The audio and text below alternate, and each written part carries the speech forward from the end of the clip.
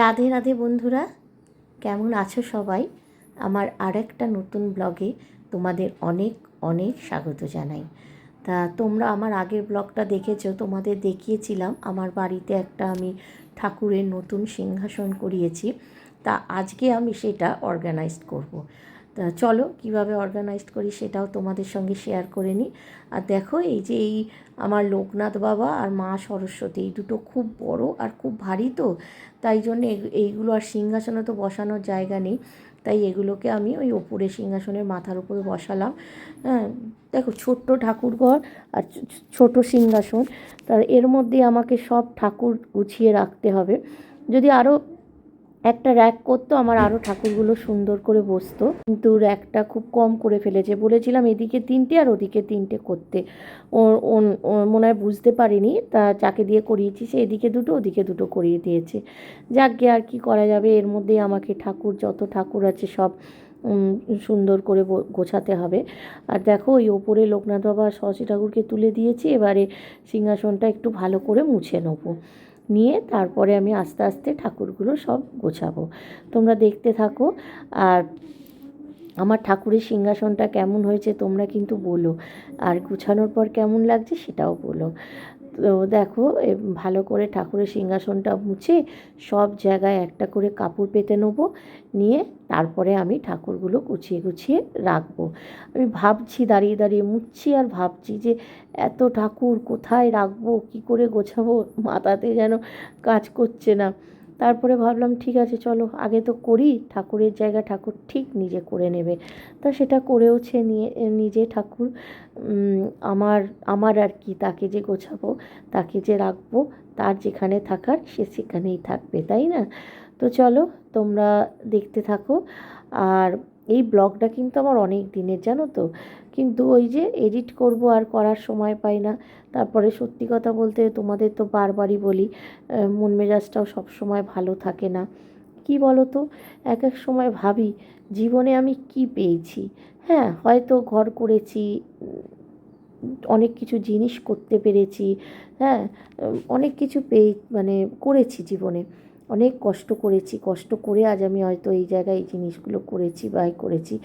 কিন্তু কি বলো তো, সবার মন রাখতে রাখতে রাখতে রাখতে আমার মনটা যে কবে ভেঙে গেছে আমি নিজেও জানি না। কার মন রাখবো আর কার মন ফেলবো, সত্যি কথা আমি ভেবে পাই না। মানে আমি না, জানো তো, অশান্তি, চেঁচামেচি, ঝগড়া, এগুলো একদম পছন্দ করি না, একদম না। আমার যেন মানে কেউ যদি আমার সামনে চেঁচায় বা চেঁচিয়ে কথা বলে, আমার যেন মনে হয় মাথা খারাপ হয়ে যায়। আমি কিন্তু চেঁচাতে পারি না, কিন্তু মনে হয় সেই মুহূর্তটা আমার মনে হয় যেন কী যে আমার হয় তোমাদের বলে বোঝাতে পারবো না। ওই জন্য যাতে চেঁচামেচি না হয়, যাতে অশান্তি না হয়, সেই কাজগুলো, সেই জায়গাটা আমি সব কিছু মানিয়ে নেওয়ার, গুছিয়ে নেওয়ার চেষ্টা করি। কিন্তু কত বলো, আমিও তো মানুষ, আমারও তো কোথাও না কোথাও সহ্যের একটা শেষ থাকে। কিন্তু তাও যতটুকু পারি, যতদিন বেঁচে থাকবো এইভাবেই সংসারটাকে গুছিয়ে রাখার চেষ্টা করব। তারপর তো মানুষের তো সেই যে জন্মিলে মরিতে হবে, অমরকে কোথা কবে, জন্মেছি যখন মরতে তো হবে। যখন মরবো তখন যে যার মতো থাকবে, যে যার মতো দেখতেও আসবো না, বলতেও আসবো না, কিন্তু যতদিন বেঁচে আছি ততদিন সংসারের কর্তব্যটা করে যেতেই হবে। এটা পালিয়ে যাওয়ার জায়গা নয়, কোথায় বা পালিয়ে যাব, অনেক পিছু টান। তো চলো দেখো, সিংহাসনে ওই যে ওখানে মা লক্ষ্মী আর নারায়ণকে ওপরের দিকটা বসিয়েছি, আর নিচে এই জায়গাটাই আমি শুধু করেছি আমার কুঞ্জ বিহারীকে বসাবো বলে, আর এক পাশে আমার গৌর আর নিতাই, দুপাশে আমার কুঞ্জ বিহারী। আর নিচে যে দেখছো একদম নিচে, একদিকে আমার লাডোরানি থাকবে, একদিকে আমার নন্দসোনা থাকবে। আর আমার যে গোপালের খাটটা, সেই খাটের মধ্যে কিন্তু আমার ওই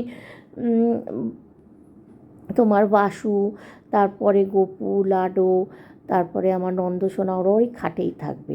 শুধু না, নন্দসোনা এখানে থাকবে, নন্দসোনা আর লাডোরানি এখানে থাকবে, আর ওখানে থাকবে কানাইয়া, গোপু, লাডো আর বাসু, ওরা চারজন থাকবে। তো এইভাবেই আস্তে আস্তে সিংহাসনটা গুছিয়ে নিচ্ছি। অনেকটা বেলাও হয়ে গেছে আজকে, জানো তো, ভাত খেতে খেতে আমার প্রায় 5টা 5:30 বেজে যাবে, এতটাই দেরি হয়ে যাবে। কেননা বুঝতেই পারছো একটা ঠাকুর ঘর গোছাতে কতটা সময় লাগে, আর ঠাকুর ঘরে তো অনেক ছোট ছোট ছোট ছোট জিনিসও থাকে, তাই না? তো চলো তোমরা দেখতে থাকো। অনেকক্ষণ বকবক করলাম, আবার একটু পরে আসছি তোমাদের সঙ্গে বকবক করতে। ততক্ষণে ঠাকুরগুলো গুছিয়ে নিই, তারপর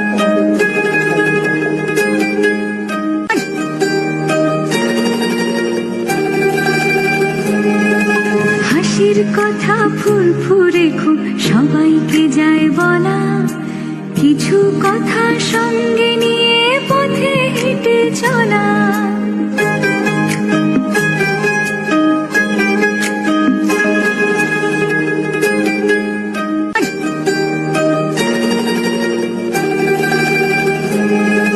হাসির কথা ফুরফুরে খুব সবাইকে যায় বলা, কিছু কথা সঙ্গে নিয়ে পথে হেঁটে চলা।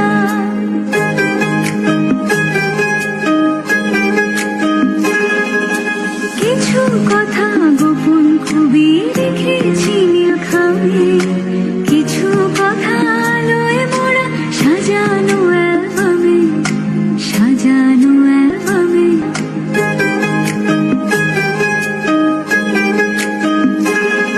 ভুরা সব জড়ো হলে ফুটে কথার খই, কিন্তু সখী বলতো দেখি মনের কথা। কার কাছে কই মনের কথা, কার কাছে কই মনের কথা, কার কাছে কই মনের কথা, কার কাছে কই মনের কথা, কার কাছে কই মনের কথা।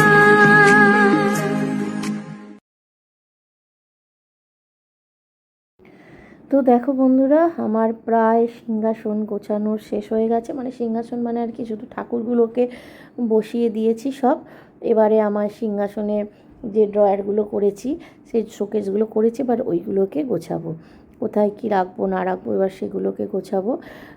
তা এই দেখো, উপরে একদম উপরে রেখেছি আমার গুরুদেবকে, তার এই পাশে রেখেছি হচ্ছে বজরংবলী আর লোকনাথ বাবা। কিন্তু পরে আবার ওটাকে আমি নামিয়ে নেবো, কিছুক্ষণ পর ওটা ঘুরিয়ে দেবো আর কি। লোকনাথ বাবা তখন নিচের তাকটায় চলে আসবে, ওর নিচের তাকেই লোকনাথ বাবা আসবে, আর রাধাকৃষ্ণকে তুলে দেবো ওপরে। মানে বুঝতে পারছো তো, প্রথম তো একটুখানি না ভেবে চিন্তে করলে একটু এদিক ওদিক আমাকে করতেই হবে। তারপরে তার নিচে রেখেছি হচ্ছে গণেশ ঠাকুর, আর ওইখানেই আমি লোকনাথ বাবাটা লাস্ট অবধি বসাবো। আর ওই যে একদম মাথায় রাখছি দেখো আমার জগন্নাথ, বলরাম আর সুভদ্রাকে। আর এই গণেশ ঠাকুরের ঠিক এই পাশে আছে লক্ষ্মীনারায়ণ, আর তার নিচেই আছে আমার নন্দসোনা, তার পাশে আছে আমার কুঞ্জবিহারী আর গৌরনিতাই, আর একদম এই ধারে আছে আমার রাধামা। এই যে রাধামা রয়েছে, তোমাদের লাস্টে আমি নিশ্চয়ই ভালোভাবে দেখিয়ে দেবো। আর এবারে দেখো এখানে শোকেসগুলো গোছাবো। তা শোকেসগুলো প্রথমে একভাবে গোছাবো, পরে আবার চিন্তা করে আরেকভাবে গোছাবো, যা হয় আর কি নতুন জিনিস গোছাতে গেলে। মানে কীভাবে গোছাবো মাথায় খেলে না, আবার পরক্ষণে আরেকভাবে গোছাই, এই রকম। তা চলো এক এক করে সব গোছাই। আর এই দিকে প্রথমে রেখেছিলাম আমার মানে সব ঠাকুরের আর কি সাজার জিনিস, সব অলংকার ওদের রেখেছিলাম, কিন্তু তারপরে ওইটা আবার ওখান থেকে সরিয়ে দিয়ে এই যে নিচে বড় ড্রয়ারটা আছে ওখানে রাখবো। আর এই দিকে যে ছোট শোকেসটা আছে এর মধ্যে রাখবো আমার ওই 2 গোপালের, মানে বাসুর আর লাডু আর গোপুর বাস্কেটগুলো জামা কাপড়ে। আর একদম উপরে রাখবো ঠাকুরের সব স্নানের জিনিস, তারপরে ক্রিম, এই সবগুলো রাখবো। এরমভাবেই সব গুছিয়ে রাখবো। আর ওই পাশে এখন যেখানে অলংকার রেখেছি সেখানে রাখবো ধূপ বাতি এইসব, এইভাবেই গুছিয়ে নেবো। তা চলো তোমরা দেখতে থাকো। আর ভিডিওটা ভালো লাগলে কি করবে, হ্যাঁ ছোট্ট করে একটা লাইক, কমেন্ট অ্যান্ড শেয়ার। আর প্লিজ প্লিজ তোমরা এইভাবেই আমার পাশে থেকো, আমাকে মোটিভেট করো। তোমাদের একটা লাইক আমাকে অনেকটা অনেকটা মোটিভেট করে। তো চলো তোমরা দেখতে থাকো, আর অবশ্যই কিন্তু কমেন্ট করো আমার সিংহাসনটা কেমন হয়েছে। তোমাদের কমেন্টের আশায় কিন্তু আমি থাকবো। তো চলো তোমরা দেখো, আর ভিডিওটাও আমি এখানে শেষ করব, মানে বলাটা শেষ করব, ভিডিওটা চলবে। আর লাস্টে গিয়ে তোমাদের আমি ভালোভাবে দেখিয়ে দেবো ঠাকুরের কোথায় কি রেখেছি। তো চলো তোমরা দেখতে থাকো।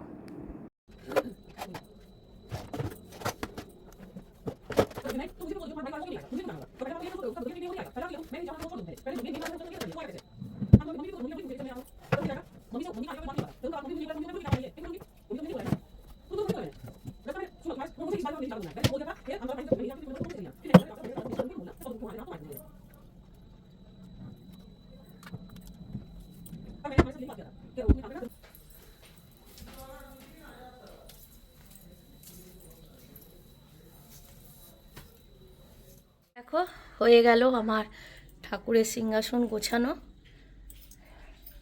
যেরকম পেরেছি আমি, যতটুকু পেরেছি গুছিয়েছি। তোমরা আর যদি কিছু গোছানোর থাকে বা কোথাও কিছু সরানোর থাকে তোমরা একটু কমেন্ট করে জানিও, তাহলে আমার খুব সুবিধা হবে। আর যদি ঠিক থাকে সেটাও বলো। এই যে ঠিক আছে। আর এইখানে দেখো